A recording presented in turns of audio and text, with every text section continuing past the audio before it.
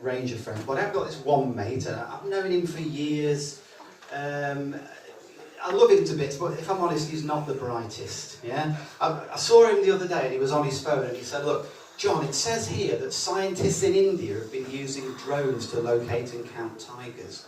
And I said, "Oh yeah, where are any spotted?" He said, "No, all striped." He's a bit unlucky in love, if I'm honest, and he was struggling to find a relationship. So he changed his name from Miles because he didn't think anybody wanted a long-distance boyfriend.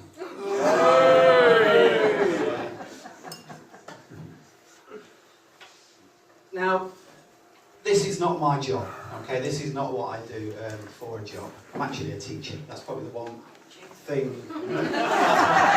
That's probably the one thing you'll hear me say that is actually true, but that is true. But before I was a teacher, I did have a very checkered and varied employment history, shall we say.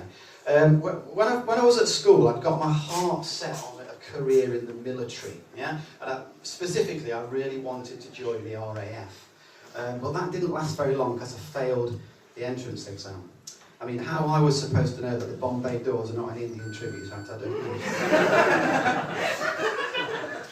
So after that, I was at a bit of a loss. I didn't really have a plan B.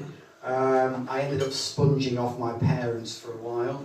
I mean, that had nothing to do with money, they're just very messy eaters.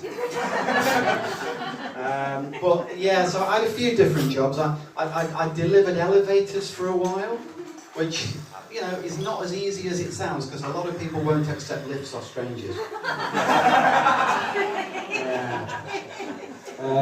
I also worked as a steeplejack.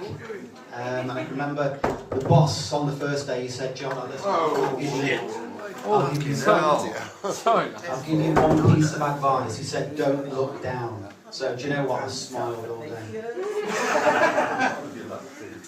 I worked in a factory for a while as well, but you know, I managed to lose a chainsaw, a hacksaw, and a jigsaw all in the same day, which made me pretty unpopular because no one likes a sore loser.